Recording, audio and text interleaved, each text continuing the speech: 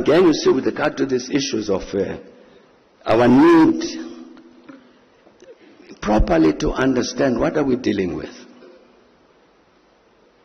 Relates, for instance, to the matter you mentioned, Palisa, of the situation in the eastern part of the Democratic Republic of Congo. That conflict.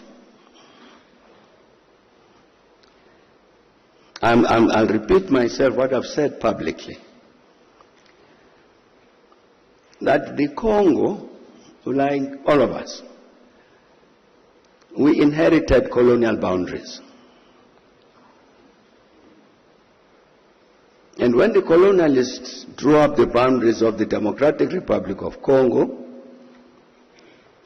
they included in the eastern parts of the Congo populations that were Rwanda speaking. These are Congolese in terms of those colonial borders.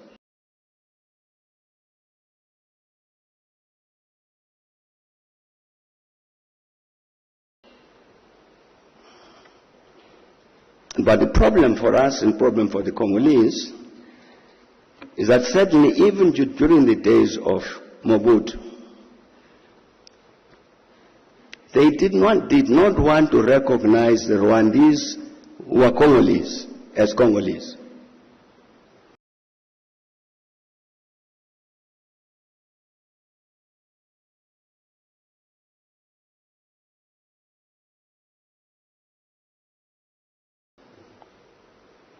You even had a formation there in the Eastern Congo of a military group, a militia, which was called the Mai Mai. The Mai Mai whose purpose was to drive away these Rwandans back to Rwanda. And Mobutu was encouraging that.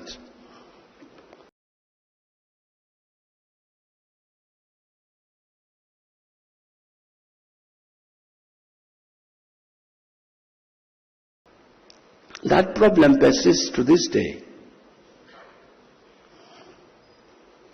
As you know, the Congo, the DRC is a very big country. And one of the challenges since the return of democracy, which was there before, it persists, is the footprint of the government from Kinshasa is not necessarily strong everywhere in the country.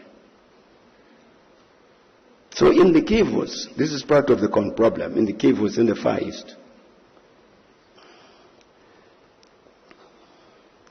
That's why you have the M23. It's because the Rwandan people, the Banyamulenge in Eastern Congo, have for many decades felt this, that they don't have the protection of the government in Kinshasa. So they need to protect themselves.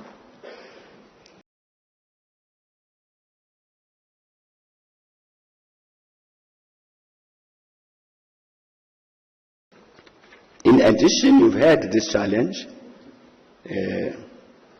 of the people who committed genocide in Rwanda. Then they ran away into the Eastern Congo. So they are also there. Some of them involved in all sorts of schemes and naturally to try and overthrow the government in Rwanda.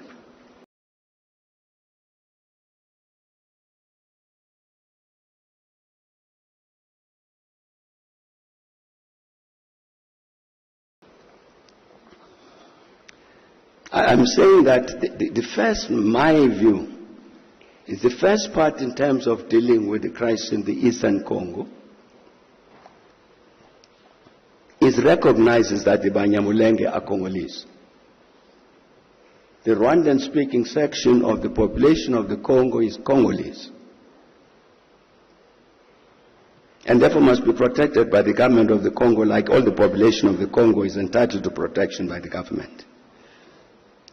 That's a starting point.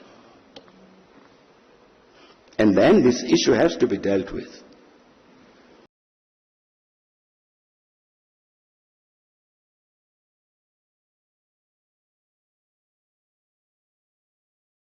Then what about the interests of Rwanda in the Eastern Congo, about the Rwandans? this group that committed the genocide, as well as these Rwandan-speaking people.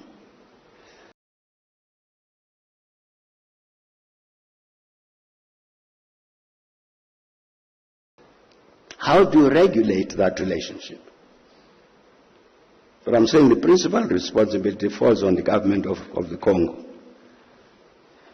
to protect the Rwandan-speaking population of the Eastern Congo, of the Kivus.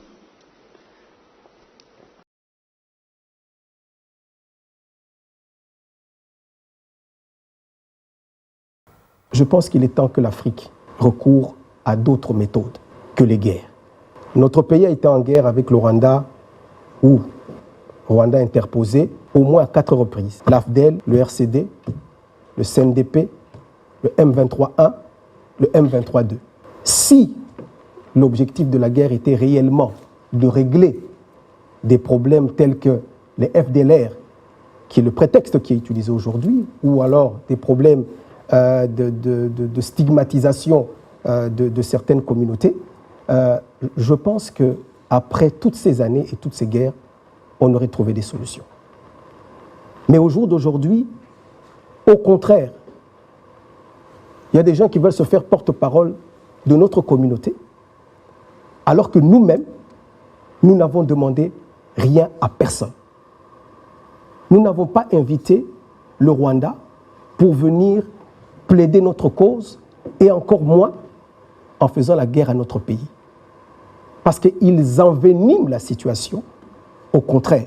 Et nous pensons, nous, qu'on doit laisser aux Congolais, entre eux, régler leurs problèmes.